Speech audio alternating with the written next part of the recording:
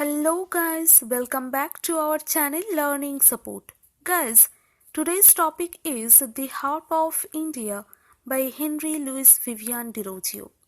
Henry Louis Vivian Derozio is regarded as the first Indo-Anglian poet. He was the son of a Portuguese father and English mother.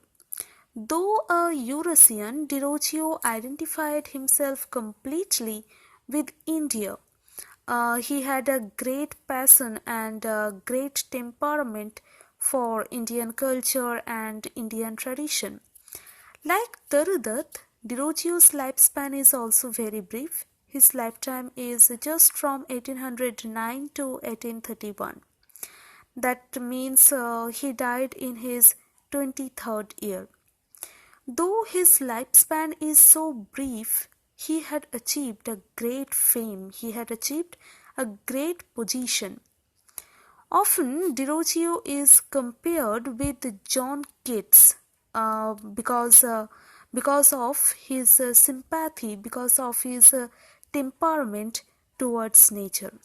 And also, we know that both these poets, both Derozio and John Keats, died in a very earlier age. Derozio led a group called Young Bengal with the help of his students, and he encouraged his students to think freely. Among his students, we can mention the names of Dakshinaranjan Mukherjee, Krishna Mohan Banerjee, Parichad Mitra, Ramtanu Lahiri, who had great contributions to Indian culture. Now, the poem The Harp of India is a Petrarchan sonnet. It is divided into two parts, octave and sestet. In the octave, we see that the poet is very pessimistic, but in the sestet, we see that the poet becomes optimistic, becomes hopeful for future. And this poem follows the rhyme scheme AB, AB, B, AB, CD, CD, CBB. The main theme of the poem is that the poet is lamenting for the decaying condition, for the loss of Indian literature under the British rule, and the poet should try to regain the lost glory of Indian literature.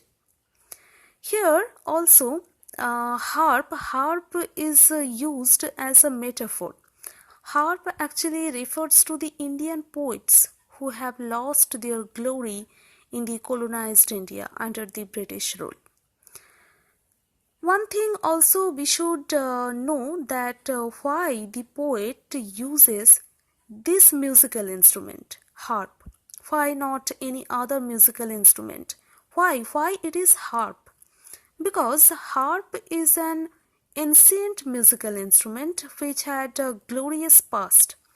And also another reason is that harp is one of the most important musical instrument in Derozio's country of origin, that is Portugal. Okay guys, now we will look to the poem The Harp of India.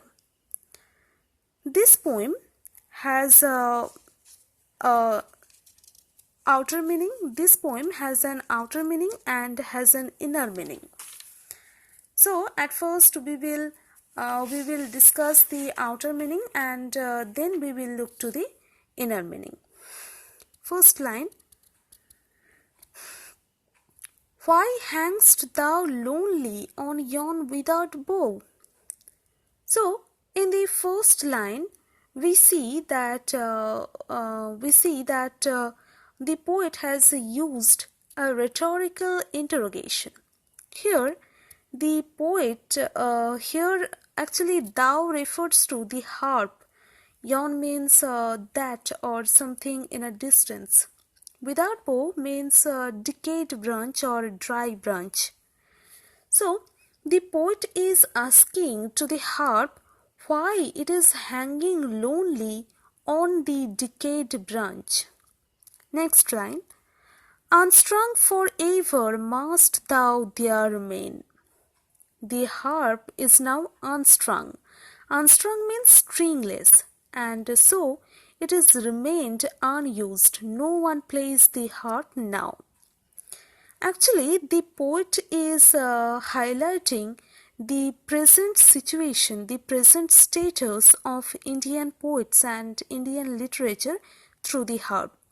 He is asking to the poets, to the Indian poets, that why the poets are not creating any literary piece and why they become lonely. Then he says, "Thy music once was sweet, who hears it now?" Once the harp produced sweet melodies, but no one hears it now. In this third line, the poet is memorizing the glorious past of the Indian poets. Once upon a time, people liked ancient literature, but now in the colonized India, but now in the under the British rule, the new generation is not interested to hear the ancient literature, and they also do not appreciate the Indian literature, the ancient Indian literature. In the next line, the poet says, "Why doth the breeze sigh over thee in vain?" Here we see the use of another interrogation. Breeze means gentle air. As the harp is now stringless, it cannot produce any music. So, it is the vanity of the breeze, it is the failure of the breeze to sigh over the harp. The gentle air, the breeze, cannot produce any music from the stringless harp. Here actually breeze stands for the effort to write poetry. The poet is lamenting that in the colonized India, the poets have lost their effort. The poets have lost their energy to write poetry. Then the next lines. "Silence hath bound thee with her fatal chain, neglected, mute, and desolate art thou, like ruined monument on desert plain." So, silence has bound the stringless harp with a mortal chain, with a deadly chain, and make it neglected. The Indian poets cannot come out from the chain of colonialism, and thereby they become neglected, they become abandoned, they become mute, and also they become desolate or lonely, just like a ruined monument, just like a decayed monument on a desert plain. Here the first part ends, and in the second part we will look that the poet becomes hopeful for future. In the next part, the poet says, "Oh, many a hand more worthy far than mine, once thy harmonious chords to sweetness gave." Here we see the use of synecdoche, that is, the part represents the whole. Here hand stands for the people who played the harp, or hand stands for the ancient Indian poets who wrote many famous poems. So, the poet is saying that many ancient Indian poets who are worthier than Derozio himself once gave sweetness, once gave sweet melodies, sweetness to Indian literature, and many a wreath for them did fame entwine. And those poets brought a fame, and those poets brought a wreath, that is a garland, to Indian literature. They made the Indian literature famous. Next line. "Of flowers still blooming on the minstrel's grave, those hands are cold, Here, minstrel means medieval singers or musicians. So, those poets, those minstrels who produced many famous and sweet verses are now cold. That is, they are now dead.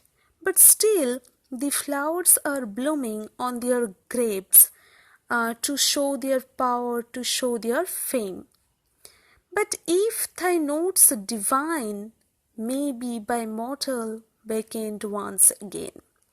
But the poet becomes optimistic to think that if the modern generation, if the poets of the present time try, they can restore the glory, they can regain the lost poetic tradition.